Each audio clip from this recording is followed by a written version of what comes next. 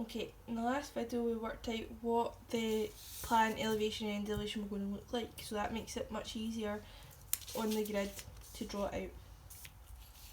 Okay, so you can see the grid underneath my bit of paper, so that's good. I can see it clearly as well. So what I'm going to do is I'm going to use 4 blocks for this. Okay, so I'm going to start down the left hand corner for my elevation, and I'm going to sketch it. I'm not going to use any kind of straight edges. So I want it to start and end here, and that's my square, that's my cube. Okay, so the whole thing is a square anyway, so I can heavily line in this square to now. So if I just line it in, remember to turn your page to suit your hand, it's much easier, and try and keep your wrist straight. Okay, so like that.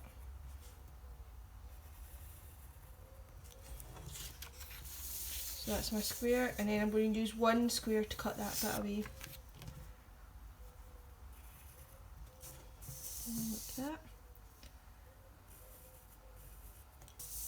Now hopefully you can get your lines a bit straighter. Because I'm standing up, I'm not really moving.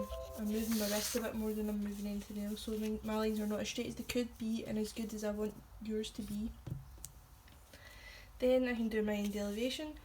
So I'll leave 1 set of squares between my elevation and my end elevation, and I will use my construction lines. So I'll lightly draw across to where I want the next view to be, and I can use my grid as a guide, and then I'll just line in the lines that I'm keeping,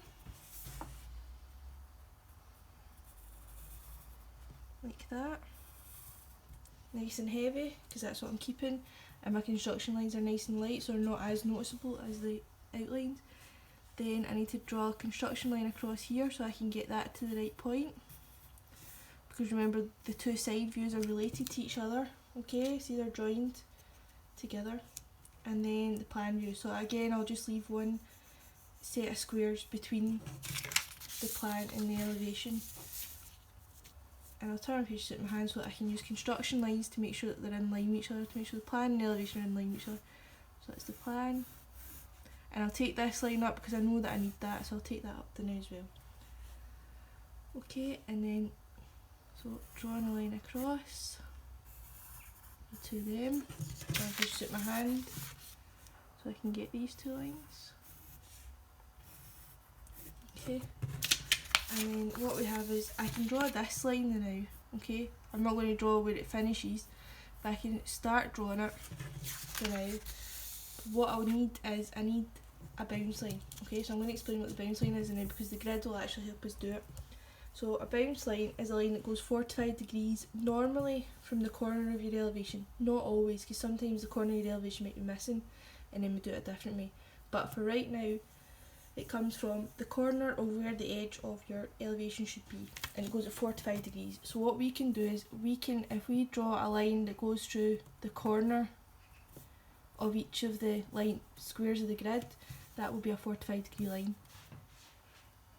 So I'll turn my page to suit my hand, and I'll just draw a line that's running through the 3 of them as neatly as I can, and lightly. You want to draw it lightly. I'm drawing it heavily so you can see it, but you want to draw it nice and light like that.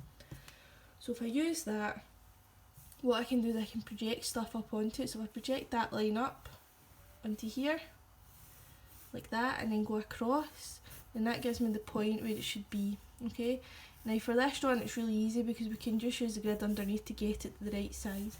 But as you go on, you'll get more complicated drawings, and you'll want to use this bounce line because then there's less measuring involved. And also, when we're doing these drawings properly in the classroom, we won't have the grid underneath it.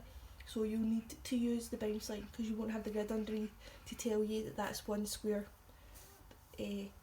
That's the size of that's 1 square. Okay, so try and use your bounce line. I want to see you practicing your bounce line.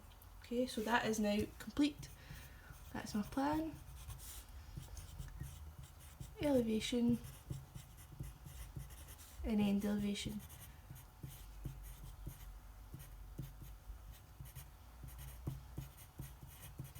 What I could do is I could put the second drawing on this side of my page, So you're going to work that out yourself. So I could put a second drawing here and then move on to a new sheet of paper for the third drawing.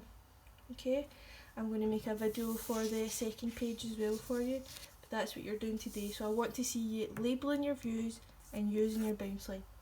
Okay.